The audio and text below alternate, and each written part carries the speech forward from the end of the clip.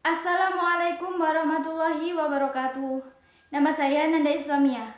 Di sini saya akan mempresentasikan atau membahas tentang metode pembelajaran Problem Basic Learning atau biasa kita singkat dengan PBL. PBL merupakan model pembelajaran berbasis masalah, di mana siswa dituntut untuk aktif, berpikir kritis, dan mampu dalam menyelesaikan suatu permasalahan. Berbasis masalah di sini ialah suatu pembelajaran yang menyuguhkan berbagai permasalahan yang bersifat autentik dan bermakna bagi siswa. Berikut adalah ciri-ciri dari Problem Basic Learning atau PBL. Yang pertama, pengajuan pertanyaan atau permasalahan. PBL mengorganisasi kehidupan nyata dan pengalaman siswa sebagai bahan pengajaran. Kehidupan nyata dan pengalaman inilah yang dijadikan sebagai sumber dari permasalahan tersebut atau pertanyaan tersebut. Yang kedua, menghasilkan karya. PBL ini menuntut siswa untuk menghasilkan karya seperti laporan, gambar, video, poster, ataupun sebagainya. Karya yang dihasilkan didapat dari proses pemecahan masalah yang telah dicapai oleh siswa.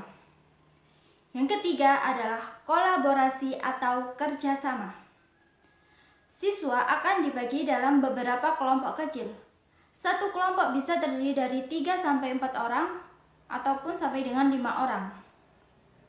Adanya kolaborasi ini akan mendorong siswa untuk mengembangkan dirinya, mengembangkan pikirannya supaya bisa bertukar pendapat atau menyalurkan pendapat satu sama lain.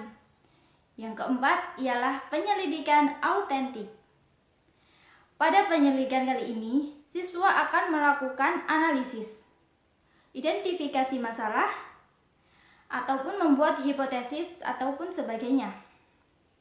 Selama penyelidikan kali ini, siswa dapat mencari segala informasi dari berbagai macam sumber, bisa dari internet, audio, video, ataupun media lainnya.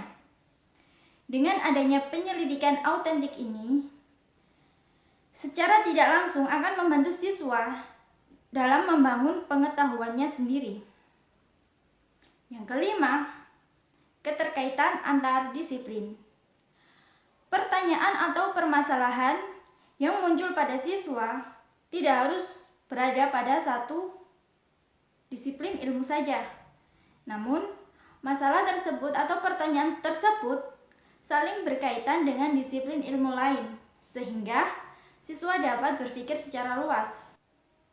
Selanjutnya saya akan menjelaskan mengenai sintaks-sintaks atau langkah-langkah dari Problem Basic Learning. Langkah pertama yaitu guru akan menyampaikan tujuan dan memotivasi siswa. Ya, di sini guru akan menyampaikan tujuan dari pembelajaran. Kemudian guru akan memberikan motivasi kepada siswa supaya siswa tersebut berperan aktif dalam menyelesaikan suatu permasalahan. Yang kedua, guru akan mengorganisasi siswa dalam belajar. Di sini guru akan membentuk kelompok-kelompok kecil sehingga mereka dapat menyelesaikan masalah secara bersama. Mereka dapat bertukar pikiran satu sama lain. Yang ketiga, guru akan membimbing pengalaman kelompok. Di sini, guru akan mendorong siswa untuk mengumpulkan informasi sebanyak-banyaknya dari sumber manapun, baik itu dari radio, video, televisi, ataupun media lainnya. Setelah itu, dari sumber yang sudah ditemukan data ini, mereka dapat menganalisis suatu permasalahan. Yang keempat, mengembangkan dan menyajikan hasil karya. Dari ketiga langkah tersebut, siswa akan memberikan argumen mereka mengenai suatu permasalahan tadi. Kemudian mereka disuruh untuk menyajikannya dalam sebuah hasil karya. Hasil karya tersebut itu dapat berupa sebuah laporan, poster, ataupun sebagainya ya.